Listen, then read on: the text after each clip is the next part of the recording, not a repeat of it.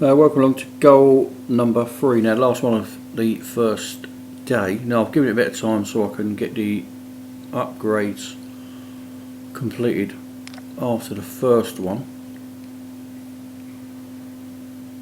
So the first round of upgrades have now come in. So I'm going to upgrade the second lot. Obviously they're going to be a bit dearer, some will probably be gold, which is no surprise. So it looks like the third round. It doesn't look that expensive, to be honest. So that's 14. So we're jumping up to the second round is about sort of 15 gold, somewhere around there. And the third tier looks like it's going to be an average of around about 80,000 racing dollars for each one. Yeah, so around about 80,000 racing dollars and about whatever 15 gold roughly, depending on how much you want to spend or how much you can afford to.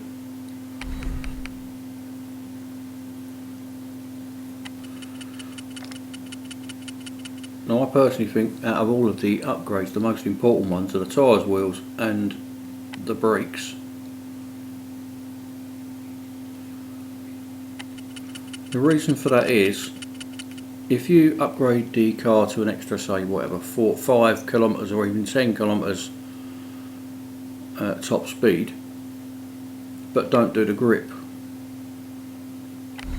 or the brakes, the problem is you won't reach that top speed because you won't be exiting the corner for the long straight where you're going to achieve that top speed. So it actually is better off doing the brakes and the grip to get you round the corner leading onto a straight at a faster exit speed. So that's why I prefer that. Obviously it's best to have all of them, but as we know, it takes a bit of time upgrading all these cars, and obviously a lot of them are really expensive as well. So this last one is 4 laps night time at Hockenheim. Now again, if I weren't recording this, I would do this differently. I'm obviously going to try and do this in one go to record it and get it up on YouTube, but if I wasn't recording it and doing it and what have you, what I would do, I purposely wouldn't win this. I'd get used to the circuit and the car as a combination, and I would come second, service it, do it again, probably do it 3, 4, 5 times that day, and in that way it'll also allow you for the service times, or the upgrade, sorry, time of the next upgrades of the car to come in, so you could actually have it virtually fully upgraded on the first day. Obviously I can't do that because I want to get it up, get it on YouTube and then see what tomorrow brings, but that is the difference between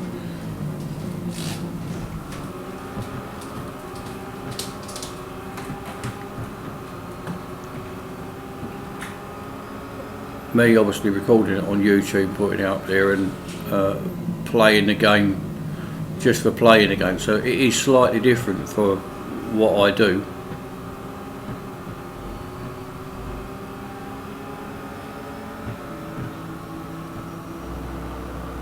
But the first day are normally really easy anyway. The only thing I want to be careful of here is that I don't damage my headlights, so I've got a long way to go around with only one light.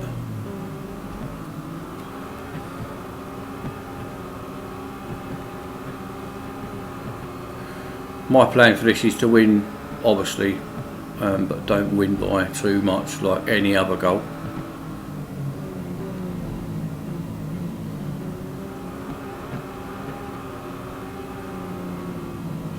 In real life, there's a lot of people that are real big lovers of these open top convertible things. I've only ever had one convertible. Never really liked it, to be honest. But some people, they can't have anything else, can they?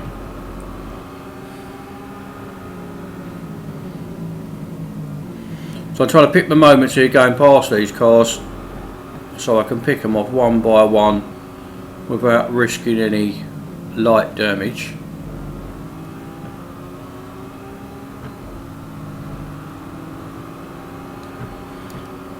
You have to be aware of these robot cars because they do brake earlier than you would, and also they brake in daft places that you wouldn't dream of, like as you come out of a corner they brake there as well, that you would obviously never do if you've driven it correctly in the first place. So that little flash of his brake lights there, and that yellow Porsche we're going past now, as he came out of the exit, that is quite typical of what they do. So it's easy then to, if you are too close, to bash, you know, crash in the back of them and then lose an headlight because of it.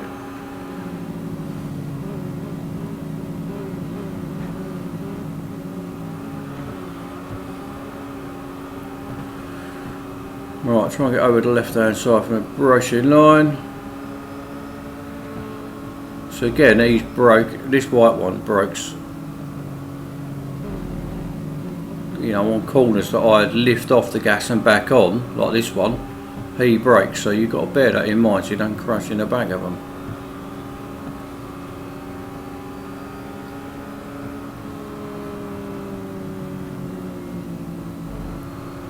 And also there you can see he was braking on the exit of the corner.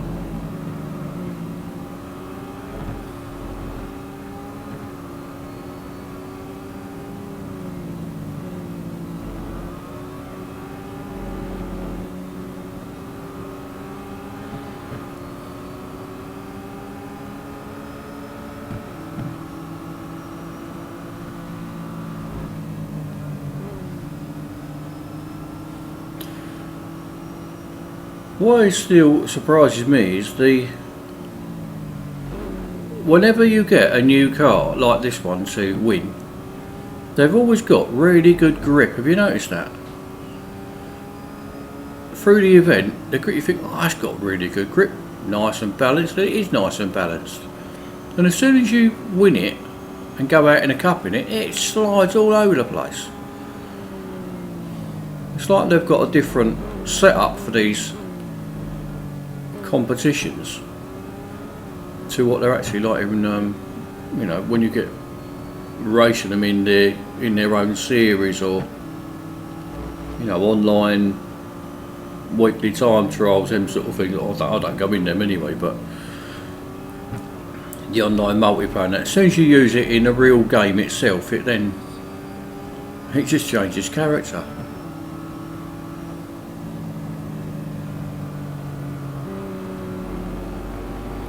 I'm not going to overtake this one until the last lap. In fact, let's have a little look at his braking as we go round. If I stay in this position, you can see the difference between my braking and his braking.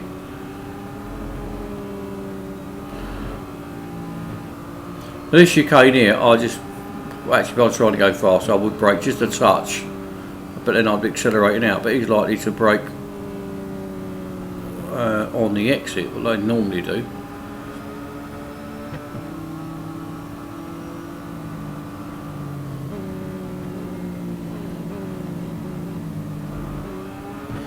Right, now here, he'll probably brake there. See, he broke there. No, I'd never brake there.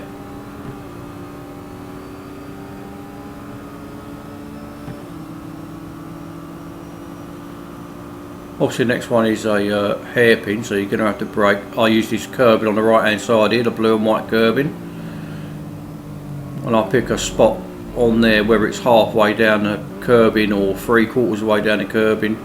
You know, you have to do a few laps first and overshoot it or brake too early and then adjust it from there. But here, see, brake there, I don't brake there either. Right, so last lap I've still got to remember to overtake him yet.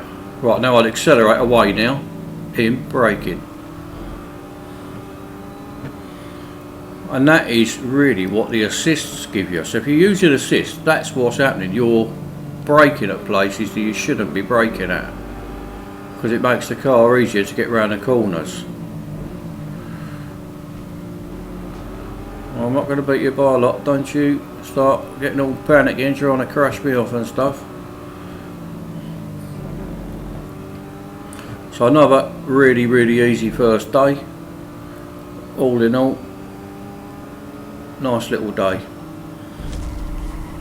Nice little start. And there's only 5 days on this one, so I'm expecting this whole event to be one of the easiest ones they've ever did, or ever done, should I say. Ever did. Right.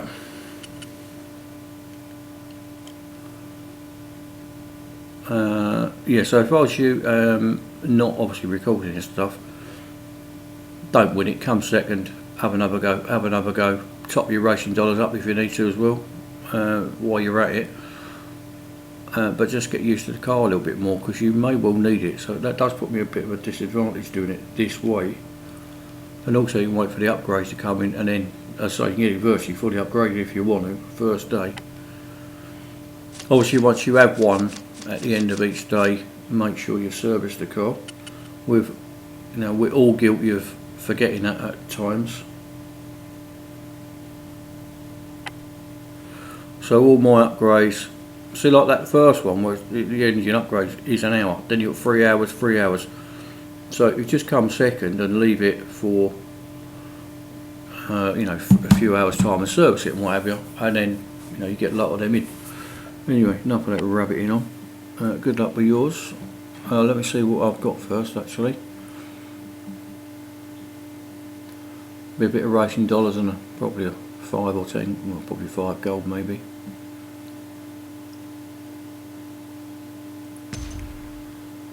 Right, gold 3, that's first stage done.